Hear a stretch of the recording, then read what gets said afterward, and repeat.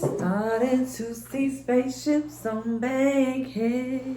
Y'all, Laz was geeked up. Alright, y'all, so welcome back to my channel. This is Divorce Sistas Review, Season 1, Episode 11, and this one was called Dangerous Games, y'all. We opened up with Laz on the floor. Y'all know last episode, they came into the room to talk to Laz, and he was just passed out on the bed. So right now, you know, Daddy got him on the floor, trying to get him up. And I was kind of nervous because, y'all know, Tyler is good for killing a character off like that. I will still never forgive Tyler Perry for letting them kids get thrown from that building and for Colored Girls, y'all. I just remember sitting in the movie like, y'all, my nerves was bad, y'all. I thought Laz was going to be gone. But conveniently, Mama Rashida had some Narcan. She get on the phone with EMS, and I guess they like, do you have any Narcan? And she's like, yes. She gave him the Narcan, and he wakes up. So, you know, EMS gets there, and they, you know, just making sure he's okay. And y'all, side note, the whole time I'm looking at Rashida, a.k.a. Lil Toya Luckett, I'm just like, wow, this girl really made it. Like, she really made it past Destiny's Child. Like, Destiny's Child was not the end of her story, y'all. And that was like so many years ago. Let me see, I was like in middle school, I think, when they broke up. But let's just say this was over 20 years ago. For her to be where she is now, I'm just so happy for her. I think she's a great actress. She did really good in Greenleaf. Ooh, I love her in Greenleaf. But yeah, y'all, I was just looking at her like, dang, girl, they ain't stopped your show. They did not stop your show.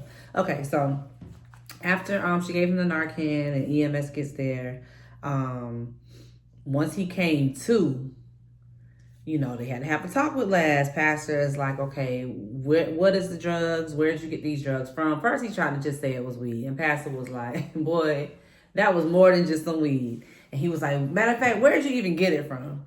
And of course, he was doing the whole, you know, I can't tell you. And child, Pastor was like, do you want to deal with them? Or do you want to deal with me? I said, I know that's right, Pastor. Let him know who in charge. So he was just like, fine, I'll text the names. And Rashida was like, no, you're going to write them down right now.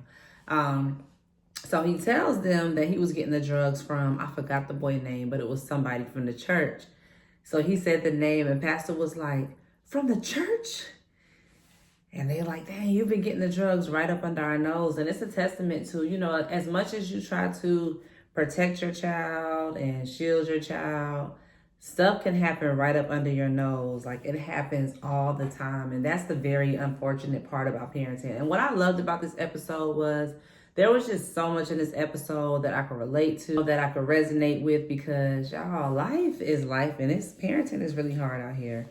So basically, y'all already know how Pastor feel. He want to nip this stuff in the bud. He was like, you going to rehab. Like, right now, you going to rehab today. And I'm like, yes, thank you. Like, as a parent, sometimes you just got to use your authority and take control.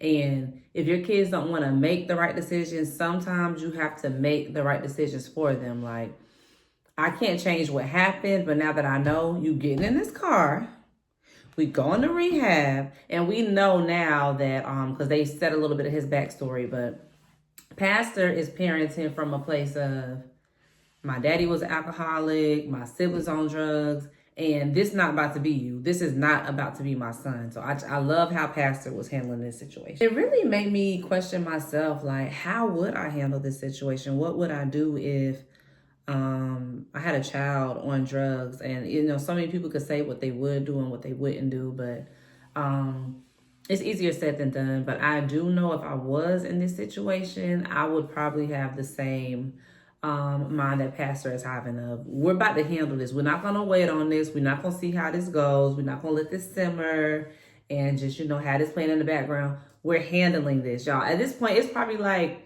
I'm assuming it's like 8, 9 in the morning, and Pastor's like, we getting this straight. And also, I thought it was hilarious when Pastor was saying, I think he was like, yeah, I had to go to them thugs' house. That's where your phone was at. Or you left your phone at them thugs' house. And he was like, wait, you tracked my phone? Pastor said, I sure the hell do. It was the way he said it, y'all. I was cracking up. So yeah, so then Pastor is talking to Rashida saying, you know, I'm just grateful that you had that Narcan. And she's like, The Holy Spirit told me to buy some Narcan. I have some in the house. I have it at the church. I have it at the car. And he was like, I'm just so blessed that I have a wife who is obedient and listens to the Holy Spirit. I say, yes, Pastor, I know that's right. And then I'm thinking like, y'all, please don't let Pastor admiring. Please don't let that storyline be real. Like, please just let it be only on Myron. Because, y'all, if after all of this, they really got something going on in the background, y'all, I ain't gonna lie. It's gonna hurt my heart. So then we get on over to Miss Geneva and Naomi, y'all. And I ain't gonna lie, Geneva, that suit she had on with the little fur on the shoulder, that suit was everything. So she's at Naomi's house, and basically Naomi is like, well, I'm good. I got Javon helping me. He set something up for me to go turn myself in at 11. And Geneva is like, Javon. I think Geneva is like, y'all know, I feel like these characters kind of correlate with the original Sistas cast. And I feel like Geneva is the Andy of Divorce Sistas. Like, because they're both professionals. Both of them have the same profession. They're both attorneys. But y'all, both of them just, child, they smart, but they just dumb when it comes to a man. Because, child, Javon got Geneva fucked up out here in these streets. So, and then Naomi, so Geneva's trying to tell Naomi about Anika. She was like, well, my baby was in the hospital last night. She was like, Anika. She was like, are you still on that stuff? And she's like, oh, yeah. So like I told y'all, I feel like Naomi is the Danny of the group. Wake and bake, just always high, just, whatever.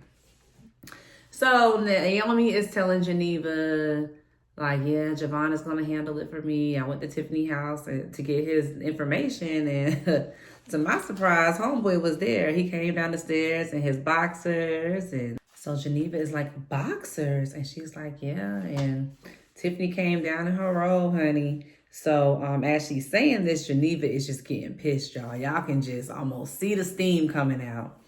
And so then Geneva was like, oh, so they fucking, and I'm thinking, duh. Like, why else would he be in his boxers and she in his robe? Like, what you think they was doing? Playing tic-tac-toe? So, anywho. So then Naomi basically confirms that they was hunching, and Geneva, she was through. She was through. She just left. So then we get over to Pastor and Laz. They're in the car riding, and Pastor is just like, apologizing to Laz for, basically, I guess from last night and this morning, like having to be hard on him. But he's telling Laz how basically his grandfather, which is Pastor's father, was abusive. Like, he was a raging alcoholic, and he was abusive to Pastor and his mom and the siblings. Basic child, probably just abusing the whole house. He was a raging alcoholic. Anybody can get it. So he's telling them, like, yeah, that's why you don't see your grandfather and basically your aunties and uncles. Basically, he think the abuse is the reason why they all on drugs, and he's just waiting for the phone call any minute, y'all. And it's just so sad. It really just made me think about generational curses, and generational curses really are a real thing.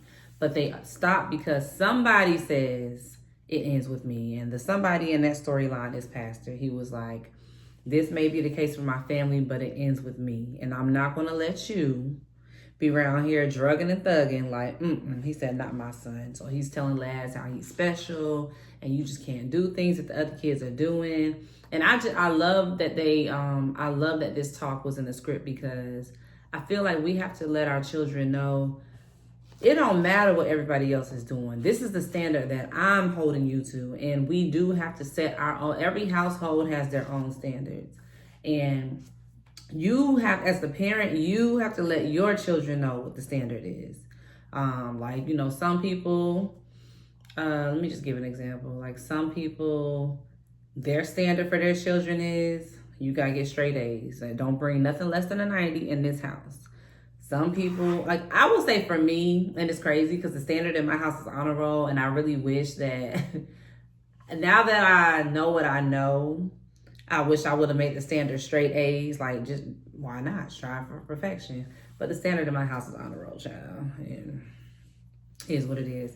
But then there's some parents that's just like, okay, Child, I just want you, I don't want you to get no F's. I don't want you to fail none of your classes. And then there are some parents that just want their child to pass just to make it to the next grade. So you set up the standards for your children. And I just thought it was really great that we was able to see that Pastor was telling Laz, like, these are the standards that I'm setting for you. I'm going to give you grace, just as God gives us grace. He said, but them drugs, the drugs is where Pastor draw the line, honey. You ain't about to be up in my house on drugs.